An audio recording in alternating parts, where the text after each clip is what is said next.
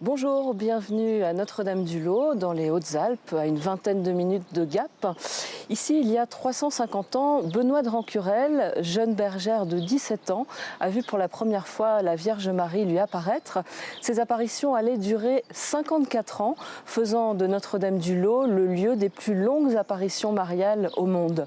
Depuis, des milliers et des milliers de pèlerins sont venus ici. Ils sont environ 170 000 chaque année.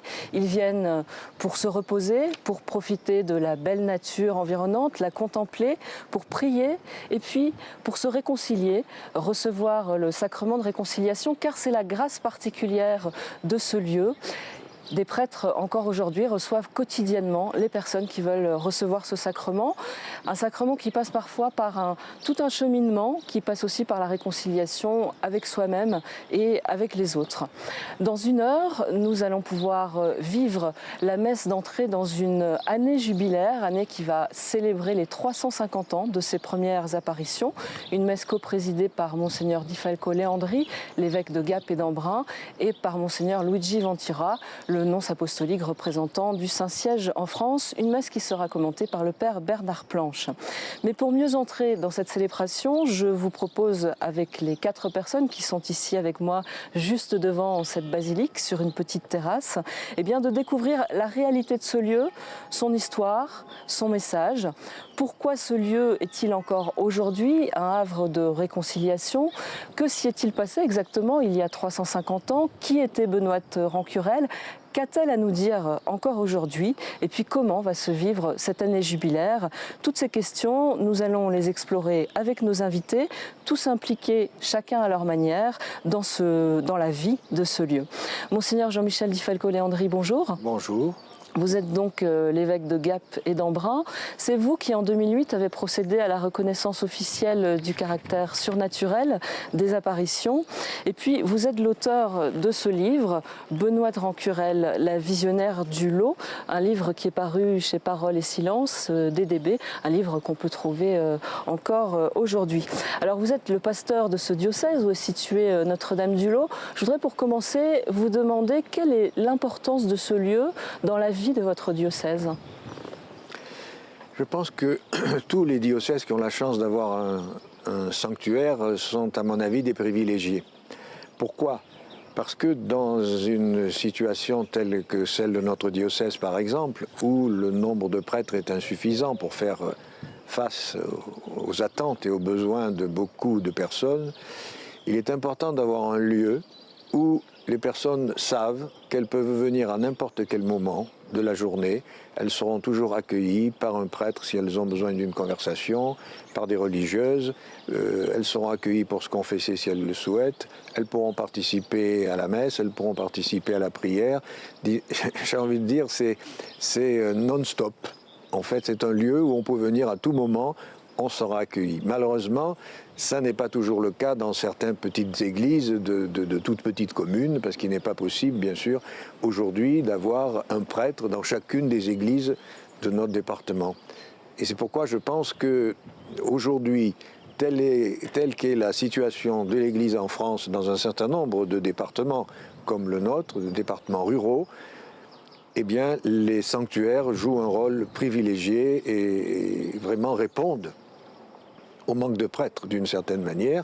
À cela s'ajoute ce qu'on peut découvrir dans un sanctuaire tel que celui-là, mais on y reviendra après, je suppose. Merci d'être avec nous, de nous accueillir ici à Notre-Dame-du-Lot. Vous nous accueillez aussi, Père Ludovic Frère, bonjour. Bonjour. Puisque vous êtes le recteur de ce sanctuaire depuis 2010. Vous êtes prêtre du diocèse de Gap et d'Embrun. Vous avez, vous, écrit aussi plusieurs livres. Celui-ci, tout d'abord, Laissez-vous réconcilier, Notre-Dame-du-Lot, refuge de réconciliation, qui est paru aux éditions du Lot, puisqu'il y a une maison d'édition ici. Vous en avez publié un autre avant, qui était autour du silence, c'est ça? Non, sur le thème du temps. Sur le thème du temps, Je n'ai pas pardon. le temps parce que justement les 54 années d'apparition à Benoît interpellent sur cette durée que Dieu prend avec cette jeune bergère. Et puis un autre en préparation qui va sortir à la mi-mai. Alors là, c'est assez particulier puisque vous vous êtes appuyé sur ce qu'on appelle les manuscrits du lot.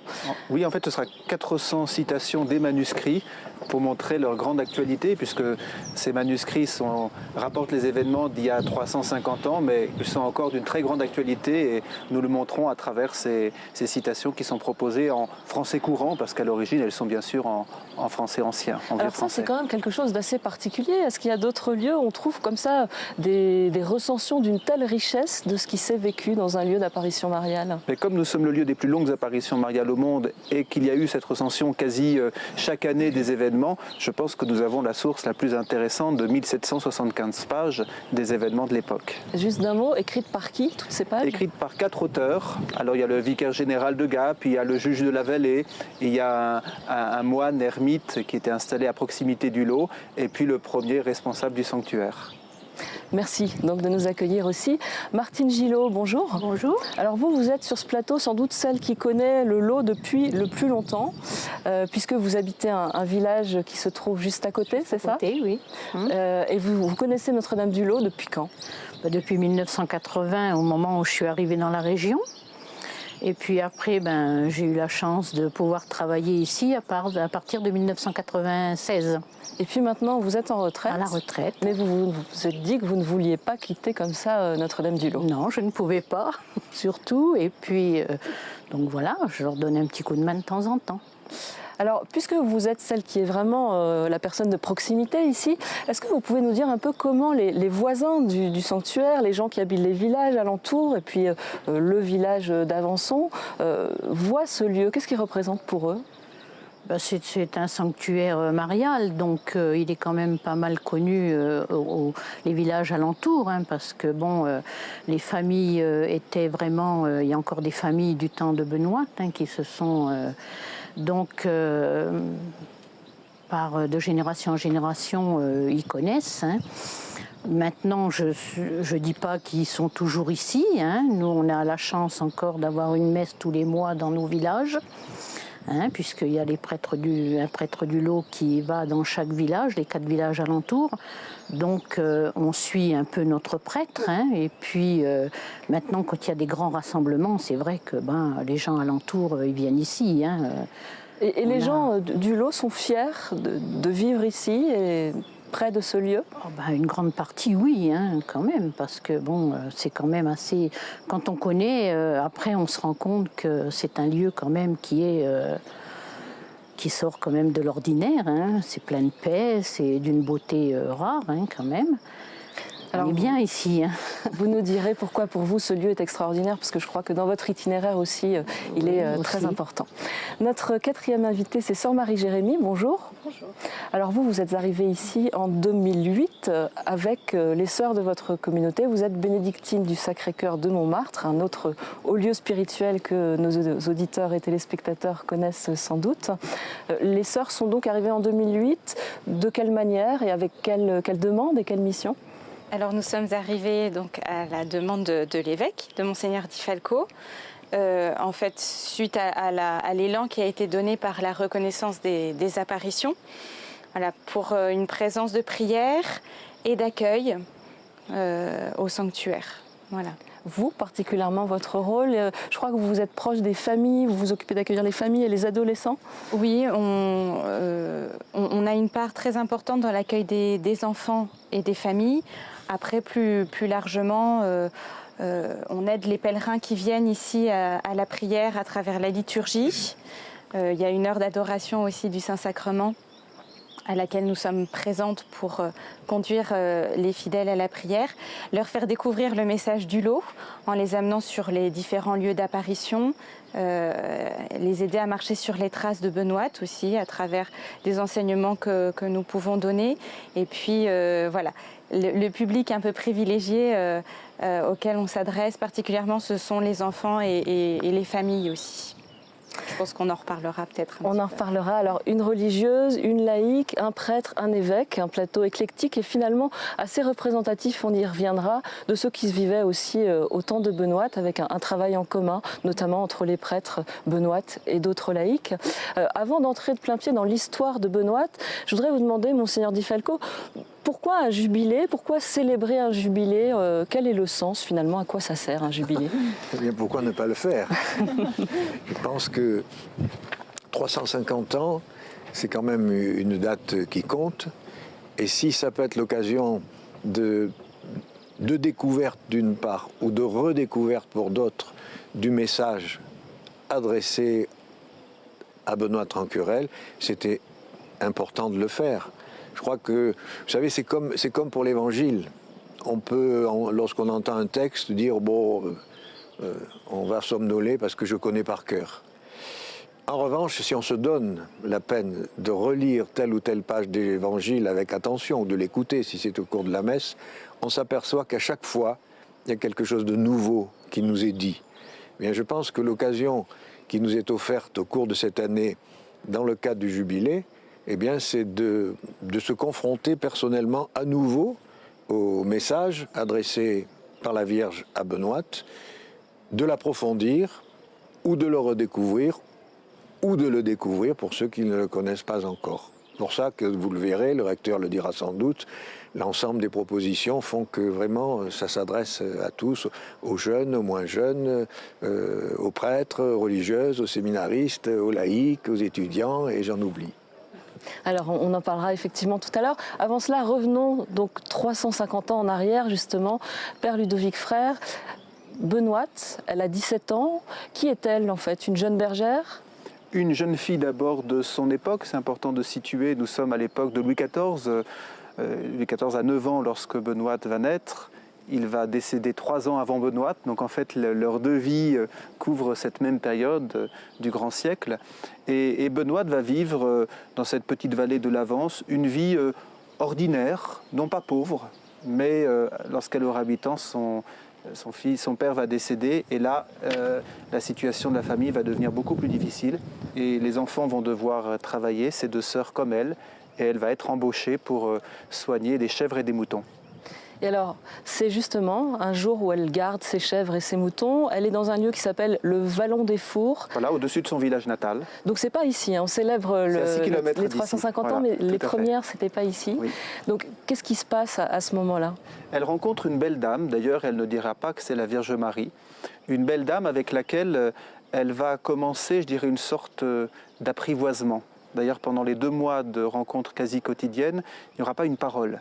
Et la contemplation de la beauté de cette dame et de la beauté de l'enfant qu'elle porte en ses bras va suffire à Benoît. C'est déjà intéressant pour donner la tonalité, si vous voulez, du sanctuaire. La contemplation de la beauté, dans notre cadre de belle montagne, ça veut dire quelque chose. Et ce sourire de Marie qui va accompagner Benoît pendant toute sa vie. Alors les premières apparitions vont se produire toujours au Vallon des Fours. Assez fréquemment en fait, pas quotidiennement. Quasi quotidiennement. Les 4 quotidiennement. premiers mois, c'est effectivement quasi quotidiennement, nous disent les manuscrits. Et très peu de paroles dans Très ces peu de premières. paroles sur les 2 premiers mois. Et ensuite, la Vierge Marie va dire des choses toutes simples à Benoît. Par exemple, l'inviter à être plus patiente quand elle rassemble son troupeau ou se méfier de tel garçon du village qui n'est pas fréquentable. Des choses qu'une mère dirait à ses enfants, en fait. Au début, elle lui parle d'elle. Elle lui parle d'elle, voilà, c'est ça. Et puis ensuite vient un temps très difficile pour Benoît.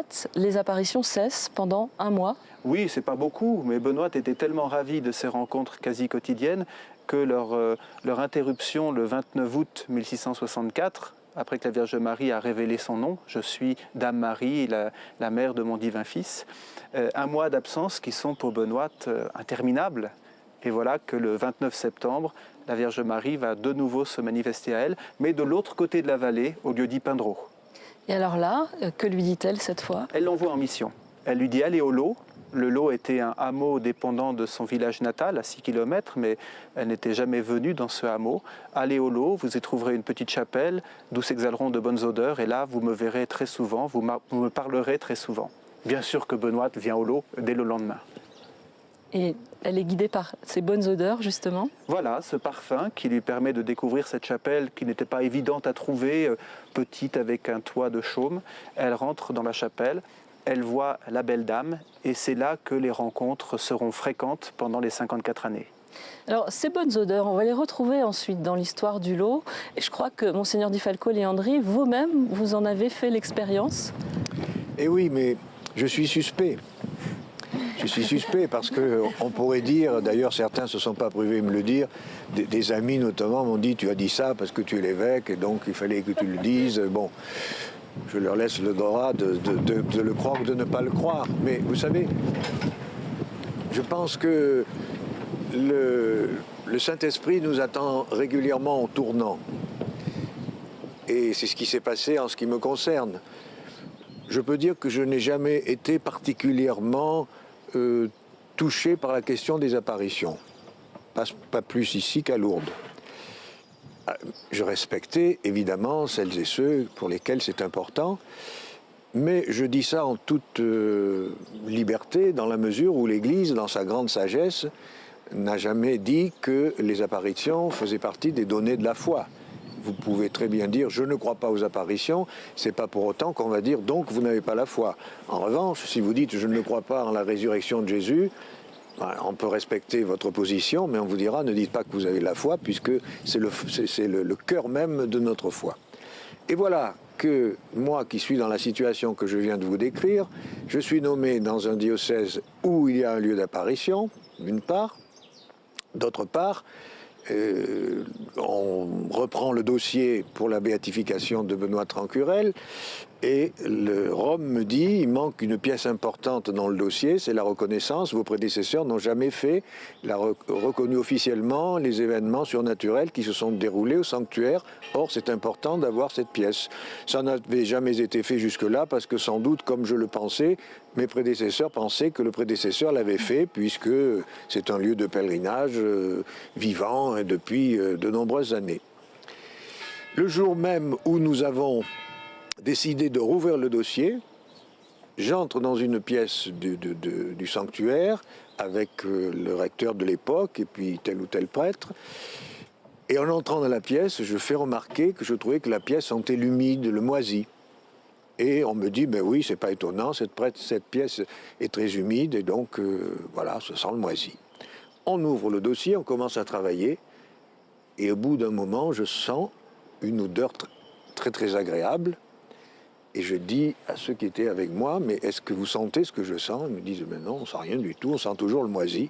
Et moi, je sentais une très bonne odeur. Donc voilà, je raconte ce que j'ai vécu, mais je vous dis, je pense qu'à certains moments, le Saint-Esprit nous attend au tournant et plus on est réfractaire, et peut-être que voilà, c'est à ce moment-là eh bien, qui se manifeste. Donc je n'attendais rien parce que on m'avait raconté, bien sûr, l'histoire des parfums. Je respectais tout à fait celles et ceux qui disaient les avoir sentis. Moi, je ne cherchais pas à les sentir. Eh bien, ils se sont manifestés pourtant. Et d'un mot, qu'est-ce que ça change de vivre une expérience comme ça? Eh bien, ça change que je me suis mis vraiment au travail avec beaucoup d'ardeur pour faire en sorte que ce lieu, les apparitions et les événements qui ont été vécus ici soient reconnus et de faire en sorte aussi qu'avance le dossier de béatification de Benoît Trancurel parce que, ben voilà, ça, je crois que j'ai reçu un petit coup dans le nez là qui me dit réveille-toi et puis fais ton travail d'évêque. Ce que vous faites. Martine Gillot, Sœur Marie-Jérémie, cette expérience-là des parfums du lot, les gens qui viennent ici que vous rencontrez, certains la font, la vivent? Beaucoup, enfin on a beaucoup oui, de... Vous travaillez à l'accueil du pèlerin et puis nous aussi on a beaucoup de contacts avec les personnes qui viennent ici et beaucoup témoignent de la grâce des parfums. Et je pensais, quand j'entendais Monseigneur Di Falco parler de son expérience des parfums, à un enfant qui, au moment des sessions ski-spi de cette année, il y avait une soirée et puis on vit une expérience spirituelle. Voilà, et il y avait une soirée de confession qui était proposée voilà, à ceux qui le souhaitaient, les participants de la session. Et un enfant est rentré dans l'église, mais il voulait surtout pas se confesser. Et puis il avait dit à la sœur qui accompagnait qu'il ne voulait pas. Alors, très bien. Et puis, au bout d'un moment, en fait, il est allé voir la sœur et il lui a expliqué qu'il avait vraiment le désir finalement d'aller se confesser parce qu'il avait ressenti en fait les parfums et ces parfums avaient suscité en lui le désir de pouvoir se rendre au prêtre pour le sacrement de la réconciliation. Et cet enfant s'est confessé et après il a dit voilà, c'est la bouffée d'air, on a reçu vraiment une bouffée d'air et il est parti changer. Voilà, suite à cette expérience des parfums qui là a changé quelque chose de manière sacramentelle pour lui. Il avait vraiment fait une expérience du Seigneur à travers les parfums. Martine Gillot, vous aussi, vous avez entendu ce type de témoignage? Oui, à l'accueil du pèlerin, on entend beaucoup. Les gens souvent qui reviennent de promenade, qui parlent des parfums, des bonnes odeurs et tout ça. Et c'est vrai que l'été, on entend un peu moins parler parce qu'il y a quand même des fleurs aux alentours. Hein. Mais c'est vrai que quand vous entendez des gens qui, en allant en Pindreau, sentent des bonnes odeurs au mois de janvier ou février, se posent quand même des questions. Et après, ils rentrent dans une recherche de ce qui se passe ici, ce qui leur donne envie de revenir, qui leur donne envie de cheminer d'une façon ou d'une autre. Hein. Parce qu'ici, chacun on est libre de cheminer à son rythme, je vais dire. Et en tout cas, l'essence, l'odorat en particulier, peuvent être une porte d'entrée pour un cheminement spirituel. Oui. Toujours à Notre-Dame-du-Lot sur KTO et RCF où nous allons vivre tout à l'heure la messe d'ouverture du Jubilé. On poursuit l'histoire de Benoît avec vous, Père Ludovic Frère. Vous êtes recteur de ce sanctuaire. Donc les premières apparitions, Vallée des Fours, puis ensuite l'absence pendant un mois. C'est très long pour Benoît. Et puis Marie de retour, cette fois-là dans un lieu qui s'appelle Pindreau et qui l'envoie la rencontrer dans un autre lieu. Et ce lieu, c'est ici. Où nous nous trouvons, le lieu de la basilique aujourd'hui.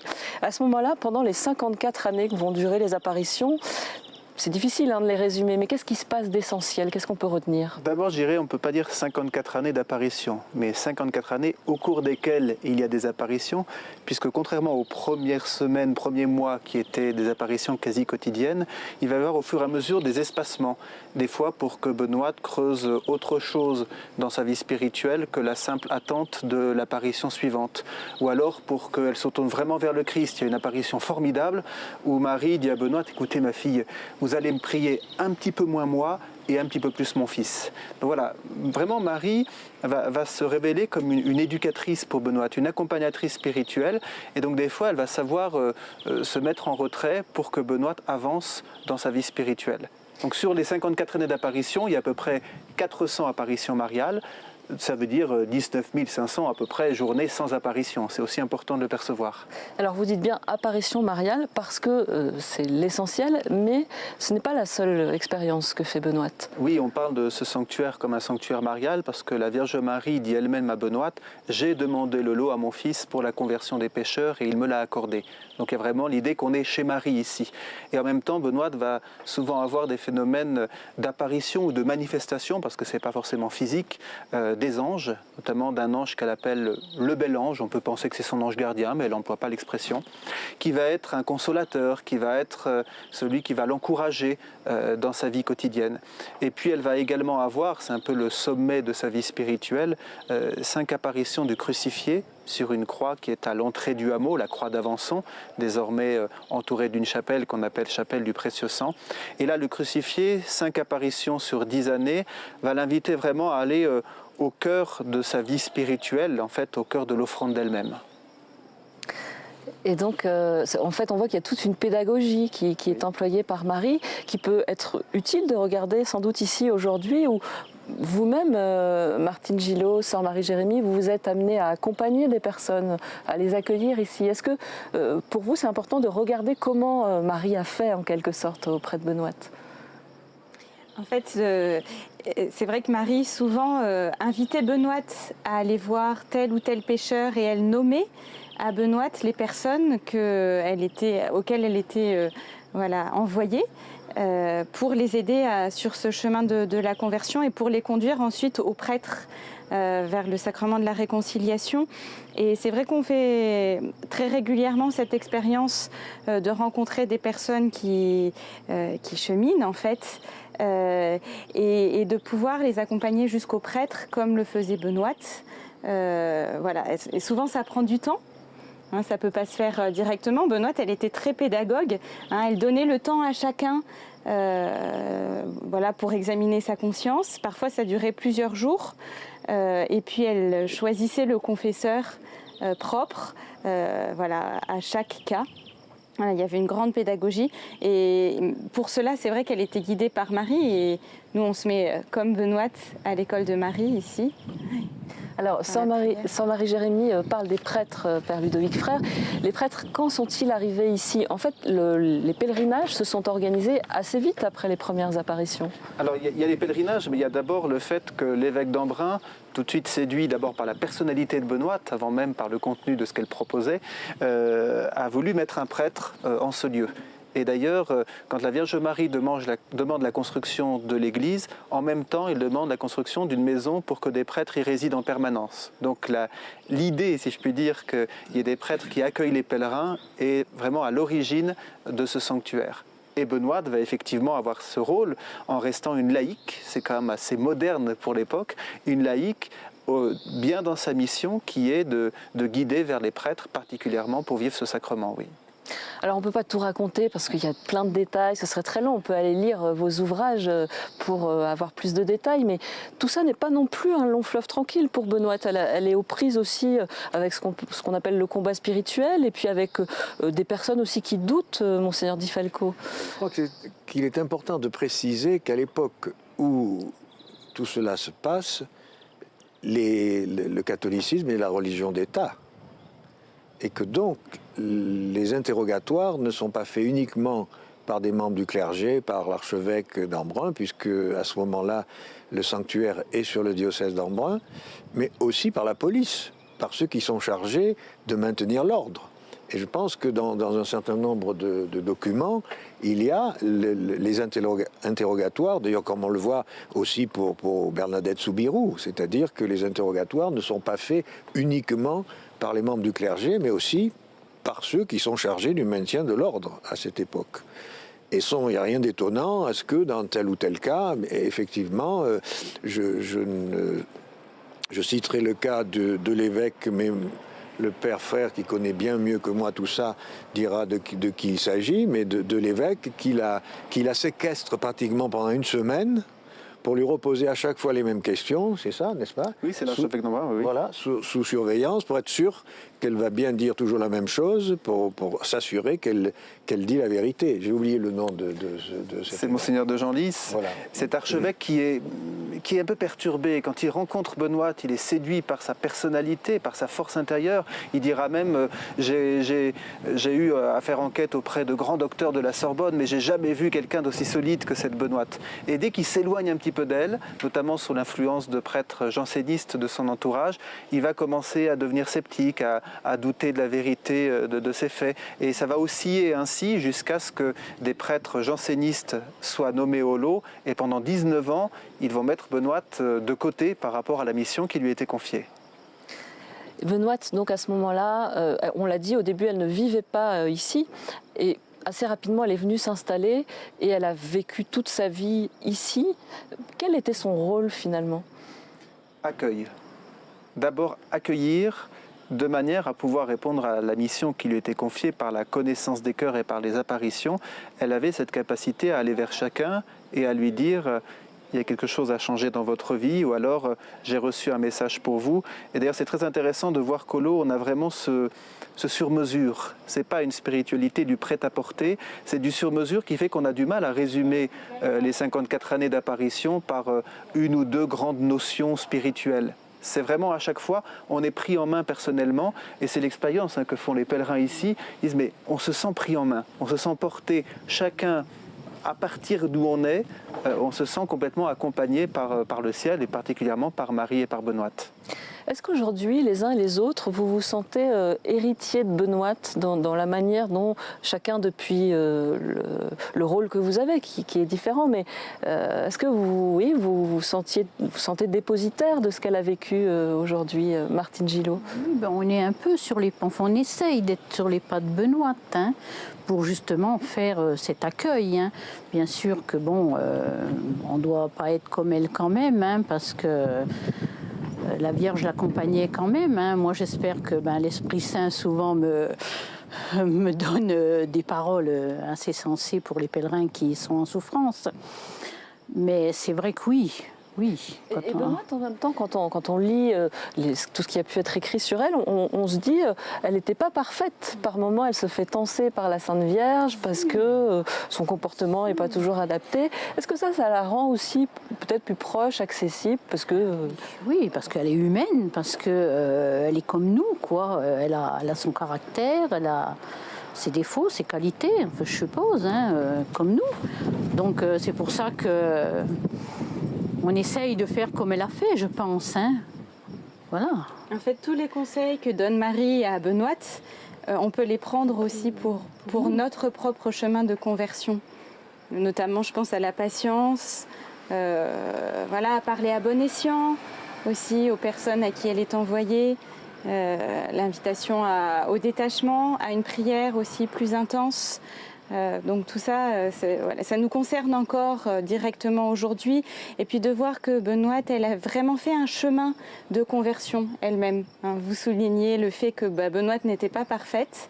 Un saint, c'est pas quelqu'un qui est parfait, mais c'est quelqu'un qui accepte en fait de se laisser sauver et de vivre la miséricorde. Et Benoît, elle l'a vécu, et c'est aussi en ce sens qu'elle pouvait être crédible auprès des personnes à qui elle était envoyée, parce que elle avait vécu, elle avait fait elle-même cette expérience de la conversion, du retournement du cœur, et cette expérience sacramentelle aussi, hein, de la réconciliation et de l'Eucharistie, qui est valable pour nous aujourd'hui encore. Une femme laïque peut être inspirante aussi pour un prêtre, pour un évêque, Monseigneur Di Falco? Bien sûr. Vous savez, vous savez sans doute que l'aventure des prêtres a repris. Et dans le groupe s'appelle les prêtres. Or, il y a 2 prêtres et un laïc.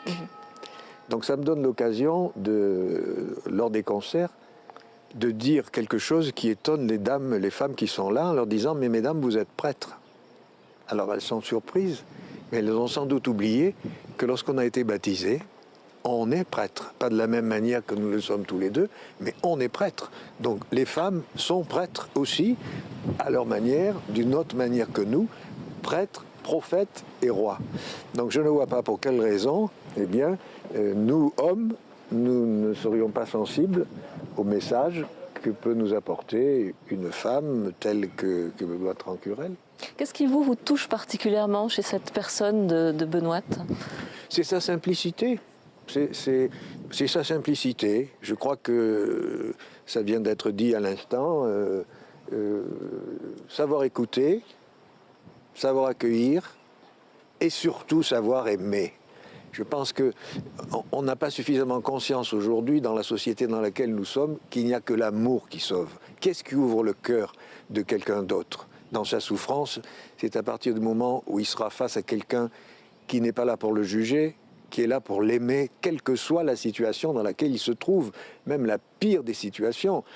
Les prêtres ici confessent régulièrement, ils sont tenus au secret, mais ils pourraient vous dire les souffrances dans lesquelles se trouvent parfois les personnes qui viennent les trouver. Bien, c'est parce qu'ils sont dans un lieu où ils savent qu'ils ne seront pas jugés, qu'ils ne seront pas montrés du doigt, qu'ils seront d'abord aimés dans leur souffrance.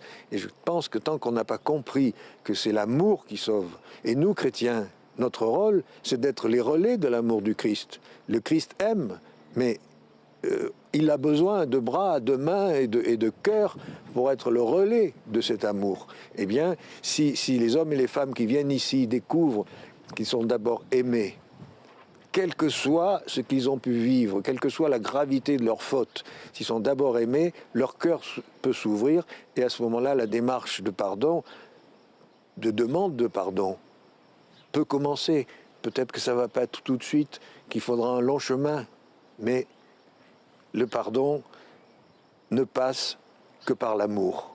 Je pense que si on avait une unité de mesure pour mesurer l'amour, ça s'appellerait le pardon. Parce qu'on ne peut pas séparer amour et pardon. Père Ludovic Frère, faire l'expérience de l'amour pour être capable ensuite de se réconcilier, ce que vient de dire Monseigneur Di Falco, on pourrait résumer comme ça le message du lot? On pourrait résumer comme ça le message du lot et l'expérience de Benoît. Elle a fait cette expérience d'un amour d'abord avec le ciel, elle aimait beaucoup le Seigneur. Et d'ailleurs, ce qui est intéressant avec les apparitions du lot, c'est qu'on sent bien que les nombreuses apparitions dont va bénéficier Benoît, c'est pas pour qu'elle s'évade de la terre, qu'elle regarde le ciel et puis qu'elle ne voit plus la terre. C'était au contraire pour lui donner, je dirais, des lunettes bien affûtées de manière à ce qu'elle voie les souffrances et les besoins des pèlerins qui lui étaient envoyés. Donc il y a vraiment ce lien entre un amour pour le Seigneur et un amour pour les autres. Ça, c'est vraiment au cœur de l'expérience de Benoît, de notre expérience à nous de serviteurs et de servantes du lot, et de ce que les pèlerins viennent goûter. Ils se rendent compte effectivement que c'est là la clé de la vie. Alors, est-ce que quand même, il n'y a pas quelque chose de difficile à faire passer dans ce message? Parce que quand on parle de réconciliation, on parle aussi de péché. Et ça, c'est pas un mot à la mode, c'est peut-être pas un mot qu'on comprend très bien aujourd'hui.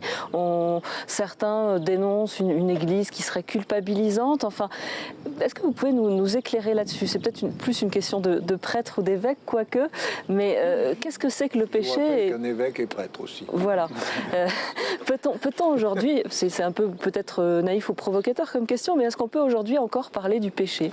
Mais appelez-le comme vous voudrez. Si vous pensez que le terme péché, qui fait partie de notre vocabulaire à nous, n'est pas compris à l'extérieur de l'univers Église, appelez-le comme vous le voudrez. Mais tout homme et toute femme est conscient que dans sa vie, il a pu commettre des fautes. Là, c'est un mot que peut-être on comprend mieux. Qu'il a pu commettre des erreurs, qu'il a pu être injuste, qu'il a pu je ne sais quoi d'autre.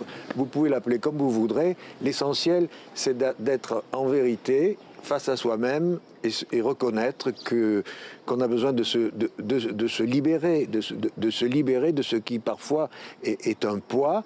Et voilà, ce que l'Église offre, eh bien, c'est ce temps où on va pouvoir dire en vérité, voilà, je sais, j'ai fait ci, j'ai fait ça dans ma vie, je n'en suis pas fier. Et le fait de pouvoir l'exprimer, de pouvoir demander pardon et de savoir surtout que je suis pardonné. Et la manière de pardonner de Dieu n'est pas la manière de pardonner d'un humain, parce que de fois avons-nous entendu « j'ai pardonné mais je n'ai pas oublié ». Vous connaissez cette expression? Je pardonne mais je n'oublie pas. Bien, Dieu oublie. Dieu oublie. Quand il a pardonné, il a pardonné. Bien, je pense que c'est totalement libérateur et c'est ce qui peut nous permettre après de grandir, de progresser. Et ce n'est pas en termes de culpabilité. Toujours à Notre-Dame-du-Lot sur RCF et KTO. Dans maintenant un quart d'heure ou une vingtaine de minutes, nous allons vivre la messe d'ouverture du jubilé. Mais en attendant, nous sommes toujours avec Sœur Marie-Jérémie, Martine Gillot, le Père Ludovic Frère et Monseigneur Di Falco Léandri pour évoquer ce message du lot et puis évoquer aussi tout ce qui se vit ici. Alors là, je me tourne peut-être vers Martine et Sœur Marie-Jérémie. Ce qui vient d'être décrit là par Monseigneur Di Falco, par le Père Ludovic Frère, autour de la réconciliation, de cette expérience humaine finalement de chacun, de vivre des erreurs, des limites. Vous êtes témoin de parcours de gens qui arrivent avec peut-être de grandes souffrances, une conscience de ce qu'on appelle le péché ou autrement, comme on veut. Sœur Marie-Jérémie. On est témoin de retournements. Alors ça peut être des personnes qui sont habituées à vivre le sacrement de la réconciliation et qu'ils vivent d'une manière plus intense ici, à Notre-Dame-du-Lot. Beaucoup disent qu'en ce lieu, ils reçoivent des lumières sur l'état de leur conscience qu'ils ne reçoivent pas forcément ailleurs. Il y a l'intercession de Benoît, certainement qui est pour beaucoup ici. Et puis le lot, c'est un lieu de grâce. Et je pense que la grâce du lot, c'est vraiment cette grâce de lumière qui est donnée sur l'intérieur des cœurs. Saint Paul, il nous dit que là où le péché a abondé, la grâce a surabondé. Et je pense que ça correspond très bien à ce qui se vit dans le cœur des pèlerins ici au lot. Et puis il y a des retournements plus radicaux aussi. On voit parfois des personnes qui arrivent ici sans forcément conscience ou sans forcément désirer vivre une démarche de réconciliation et qui un peu malgré eux ou au fil des événements en accompagnant une personne, voilà, mais qui ne sont pas ici forcément pour vivre la confession, se retrouvent elles-mêmes au confessionnal, voilà, après avoir été saisies par la grâce du lot, à travers une conversation avec un prêtre, avec une sœur. Et on voit des retournements assez radicaux. Ça arrive souvent.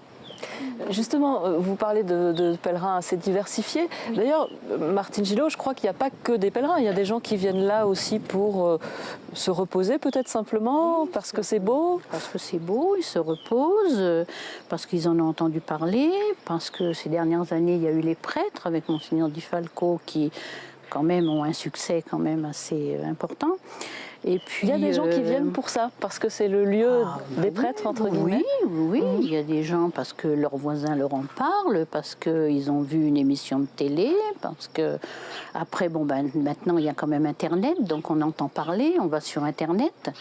Et puis on a envie de venir ici, quoi. Hein. Et puis c'est vrai que nous, l'accueil du pèlerin, on accueille un peu, hein. Et puis on revient sur la conversion, sur le péché, comme disait Monseigneur Di Falco. Il y a des gens qui se posent des questions sur le péché. Est-ce que j'ai commis des fautes, j'ai fait une erreur, qu'est-ce que c'est que le péché? Alors c'est là où l'accueil du pèlerin, on est à les emmener, aller voir un prêtre, une religieuse, de façon à avoir une discussion déjà, et puis après ils cheminent à leur rythme, et puis la confession souvent est au bout. Hein. Voilà, c'est... Alors, dans votre livre, Père Ludovic Frère, vous parlez du fait qu'il s'agit de se réconcilier avec Dieu, mais que ça passe aussi, ou ça conduit peut-être parfois à se réconcilier avec soi-même et avec les autres. Ce sont des démarches indissociables. Mais quand le Seigneur nous prend en main, il nous prend en main entièrement, il ne prend pas qu'une partie de nous-mêmes. Donc ce que l'on sent vraiment ici, c'est que le Seigneur s'occupe de nous intégralement. Et la première expérience peut-être que font les pèlerins et qui rejoint tout ce que nous venons de dire, c'est que Dieu est là pour notre bien. Dieu veut notre bien, Dieu fait notre bien, et donc bien sûr que ça va concerner tous les domaines de notre vie. Et on voit à quel point des pèlerins se trouvent conduits à des démarches relationnelles envers les autres. Des pèlerins sont conduits à repenser la manière de se considérer eux-mêmes, essayer de s'aimer un peu plus, de se respecter davantage, d'accepter leur corps comme il est, leur vieillissement tel qu'il est. Voilà vraiment cette démarche de dire mais le Seigneur me prend comme je suis et m'aime comme je suis. Est-ce que vous... Oui, Monseigneur Di Falco. Je voulais dire en prolongement de ce que vient de dire le Père Frère, c'est que lorsqu'on vient interroger le Christ et qu'il donne comme réponse que faut-il pour avoir la vie éternelle, tu aimeras ton Dieu plus que tout et ton prochain comme toi-même. Vous avez je ne sais combien de livres sur l'amour de Dieu, je ne sais combien de livres sur l'amour des autres, et ça s'arrête là. Alors que Jésus nous donne comme mesure de l'amour des autres, l'amour que nous avons pour nous-mêmes. Tu aimeras les autres comme toi-même. Donc ça veut bien dire que nous avons à apprendre aussi à nous aimer, non pas de manière narcissique, mais à nous aimer tels que nous sommes, avec le désir de progresser, et que c'est l'une des conditions pour se tourner vers les autres et pour aimer les autres. À vous écouter, on se dit quelle responsabilité, enfin tous ces cheminements, ces itinéraires qui viennent se livrer ici quelque part. Comment vous faites, qu'est-ce qui vous permet d'exercer cette responsabilité-là, Sœur Marie-Jérémie? Je pense qu'ici, on a une très grande grâce à Notre-Dame-du-Lot. Enfin, je ne sais pas, le Père Ludovic qui dira s'il est d'accord avec moi, mais c'est la grâce de la prière en commun. Voilà, tous les matins, tous les soirs, et puis avec au cœur de la journée l'Eucharistie, on se retrouve avec les prêtres, les sœurs, et puis tous ceux qui souhaitent, tous les pèlerins qui sont là pour prier l'office ensemble. Et je pense que cette force, on la puise vraiment dans la prière. C'est exactement comme pour Benoît. Et dans une vie chrétienne, il peut rien se passer de vraiment solide sans d'abord la prière. Martine Gillot. Oui. La prière est très importante parce qu'on obtient beaucoup de choses déjà par la prière. Mais ça, beaucoup de pèlerins s'en rendent compte après leur passage ici. C'est beaucoup de pèlerins. Donc, Voilà, et après, c'est comme je dis toujours, c'est chacun à son rythme, son cheminement. Mais Alors, c'est vrai. Justement, de manière très concrète, qu'est-ce qui est proposé aux pèlerins qui viennent ici?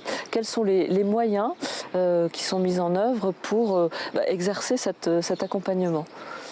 Père Ludovic Frère. Justement, vous avez employé le mot de proposition et pour nous c'est très important. Chaque jour, je prends la période estivale, nous avons une douzaine de propositions quotidiennes, d'offices, de pèlerinage pour aller sur différents lieux, d'enseignement, de confession et chacun peut ainsi prendre ce qu'il veut pour correspondre à la démarche qu'il est venu vivre. Plus démarche un peu de vacances-repos, plus démarche de retraite spirituelle.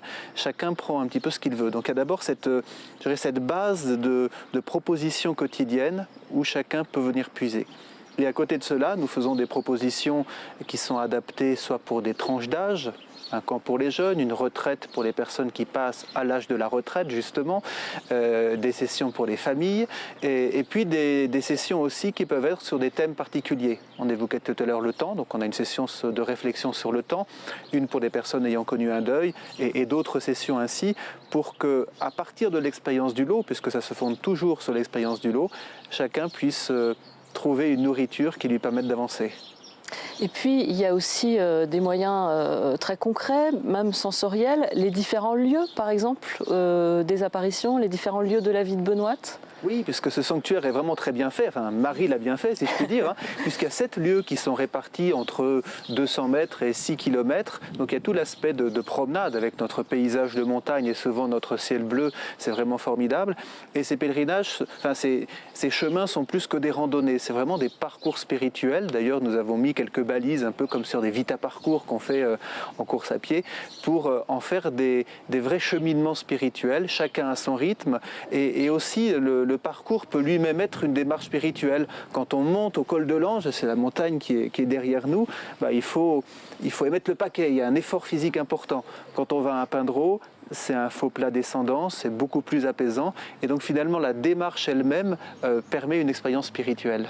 Et puis c'est comme la vie spirituelle aussi, avec ses hauts et ses bas, quoi. Voilà, avec ses montées, puis des fois on se dit qu'est-ce que je fais à être en train de monter, puis après quand on voit qu'en haut il y a un paysage splendide qu'on n'aurait jamais vu si on était resté au fond de vallée, on se dit que ça valait la peine. Alors il y en a 7, mais peut-être que vous pouvez les nommer quand même, ces lieux, pour des auditeurs qui ne connaissent pas encore. Oui, d'autant qu'ils correspondent à ce qu'on a dit de l'histoire, à savoir qu'il y a d'abord le Vallon des Fours, le premier lieu des 4 mois d'apparition, ensuite Pindreau, ce lieu de l'envoi en mission, ensuite la basilique qui enferme, dans laquelle il y a la chapelle de Bon-Rencontre, la chapelle dans laquelle Benoît va voir pendant ses 54 années la Vierge Marie, et puis il y a la croix d'Avançon, la chapelle du Précieux Sang. Ça, ce sont les 4 lieux d'apparition. Et à côté, il y a 3 autres lieux de pèlerinage, la chambre de Benoît, bien sûr là où il a vécu, le col de l'Ange qui fait mémoire du combat spirituel de Benoît et du soutien angélique, et puis la colline de Giquière où Benoît aimait aller prier, notamment le chemin de croix. Et puis, il y a un élément important ici au lot dont on n'a pas encore parlé. Alors, je me tourne vers vous, Martine Gillot, parce que je sais que vous vous y intéressez de près, c'est l'huile du lot. Oui. Qu'est-ce que c'est que cette huile ? Alors, pour faire un peu court, du temps des apparitions, Benoît, elle a demandé à Marie ce qu'elle pouvait faire pour tous ces pèlerins qui souffraient. Donc Marie a demandé à ce que de l'huile brûle devant le Saint-Sacrement, dans la chapelle de Bon-Rencontre, en précisant que tous ceux qui s'en apposeraient avec foi, par son intercession, guériraient.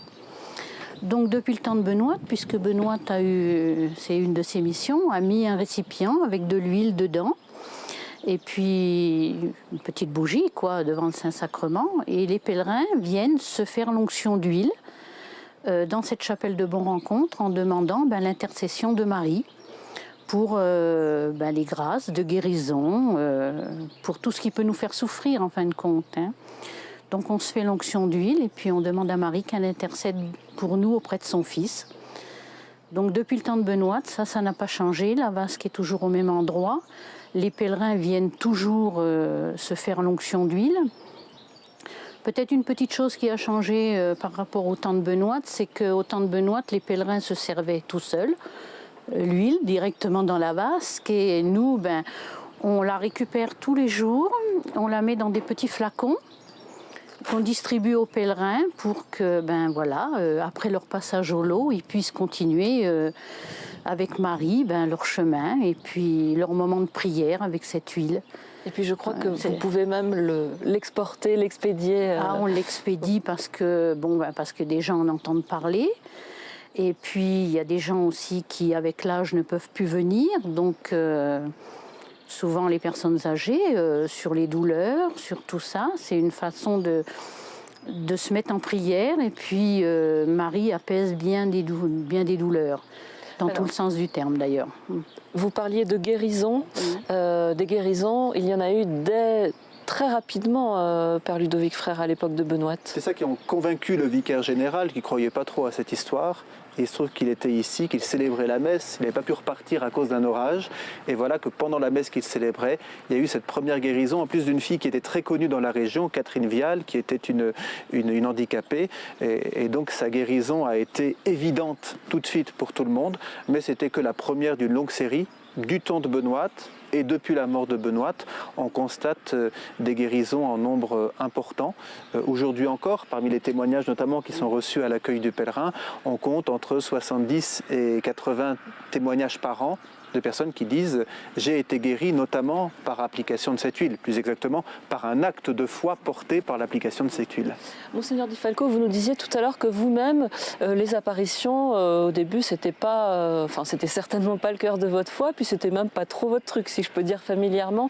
Pour ce qui est des guérisons, comment on peut situer ça dans la foi? Quel est le sens de ces guérisons? On pourrait faire une émission entière sur ce sujet-là. Je pense que,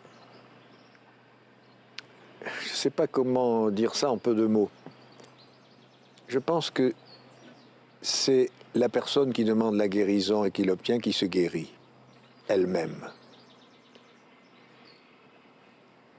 Par la foi et évidemment par l'intervention de Dieu. Parce que sinon ça serait d'une injustice totale. Pour quelle raison telle personne serait guérie et pas celle-là? Ça veut donc dire que c'est en fonction de cette relation qui s'établit avec Dieu, par l'intermédiaire de Marie, et par l'intensité de la foi, que la personne se guérit elle-même. Je ne sais pas si c'est clair ce que je dis. En tout cas, c'est ce que je crois. C'est-à-dire que sinon, ça serait totalement injuste. Pour quelle raison Dieu accorderait la guérison à cette personne plutôt que celle-là, alors que quand on est en particulier à Lourdes, où c'est quand même un lieu privilégié d'accueil de malades, quand on est dans les grands pèlerinages et qu'on voit qu'il y a la souffrance d'un certain nombre de personnes qui sont là, mais on peut dire, mais Dieu est totalement injuste. Il devrait dire, allez, vous êtes tous guéris. C'est pas ce qui se passe. Et cependant, tout au long de l'histoire de Lourdes, on voit que certains ont été guéris. C'est pour ça que je pense, mais je suis tout prêt à ce qu'on conteste ma thèse, je pense que ce n'est pas Dieu qui dit « tiens, je vais te guérir toi et toi, je ne te guérirai pas ».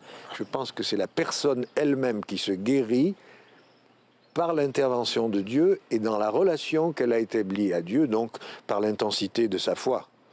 Et non pas un choix de Dieu qui dirait « je te guéris toi et toi, tu ne guériras pas ».